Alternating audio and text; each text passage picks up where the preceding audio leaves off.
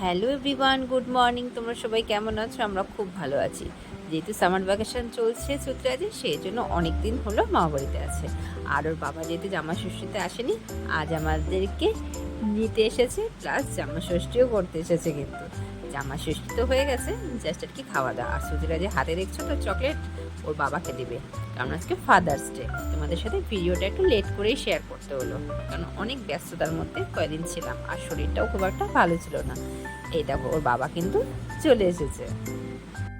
Happy father's day.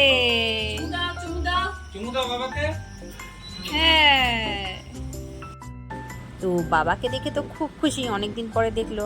আর বাবা একদম জামাইয়ের মতো দই আম সব নিয়ে এসেছে, শাশুড়ি মায়ের হাতে দিল। এবার ঘরে এন্ট্রি হচ্ছে, বাবাকে হাত ধরে নিয়ে যাচ্ছে ঘরে দেখাতে।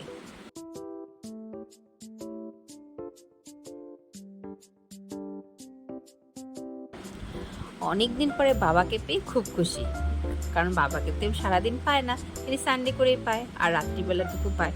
আর যেহেতু মা বাড়ি যাতে দিন, তো রাতেরটুকু দেখা হচ্ছিল না বাবার সাথে, তাই বাবাকে কিন্তু মিসও করছিল। আর আমি এই সাইডে বসে বাবা ছেলের গল্প দেখছি, যে কী কী বলে, কী কী শেয়ার করে। আর এইদিকে আমার মা গাছের আম মেখে দিচ্ছে জামাইকে। পিচ্ছিস আমাকে খেতে খুব ভালোবাসে, তাই মা এক বাটি আম মেখে দিল। খেলো না যদিও সম্পূর্ণ, আমি খেলাম। আর জামাইয়ের আদর কিন্তু শুরু হয়ে গেছে, আসার পরেই আম মাখা দিয়ে স্টার্ট হলো।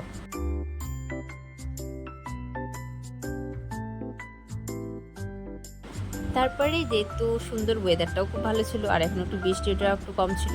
আর বাবা যেহেতু গাড়ি নিয়ে এসেছে, তো আমরা তিনজনে মিলে চললাম একটু ঘুরতে। ঘুরতে তো আমাদের খুবই ভালো লাগে, সময় পাই না, এটাই আর কি। আর আমরা এসেছিলাম একটু স্টেশনে।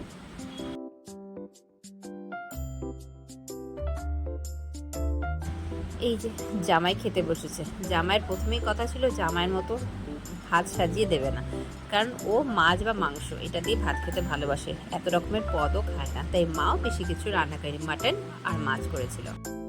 খাওয়া দাওয়া সেরে আমরা আস্তে ধীরে রেডি হয়ে বাড়ি ফিরছি, মানে জলপাইগুড়ি বাড়ি। আর আজকে ওয়েদারটা তো বৃষ্টির ওয়েদার ছিল, এখন যদিও বৃষ্টি হচ্ছে না, তাই আমরা স্কুটি দিয়ে আসলাম। আর নাহলে তো সুতিরাজকে নিয়ে বাসেই আসতাম। লাগেজ ছিল অনেকটাই। আর এই যে আমাদের তিস্তা নদী, অনেকটাই জল বেড়েছে। 7 দিন পরে বাড়ি ফিরছি। 7 দিন বাপের বাড়িতে থাকা মানে অনেকটাই বড় ব্যাপার, বলো। অনেক আনন্দে রিল্যাক্সে ছিলাম। আবার শ্বশুরবাড়িতে ফিরে একই লাইফ। বাড়িতে এসে ফ্রেশ ট্রেশ হয়ে সবার সাথে দেখা সাক্ষাৎ করে এখন বলছে বই নিয়ে বসেছে। উনি এখন বই নিয়ে বসছে, মানে ওনার তো লেখা মানে হচ্ছে স্লেটে খালি আঁকিঝুঁকি করা। আর বন্ধু এসেছে, বন্ধুর সাথে খেলাধুলা চলছে। আজকের ভিডিওটি খুব ছোটই থাকলো। সবাই ভালো থেকো, সুস্থ থেকো।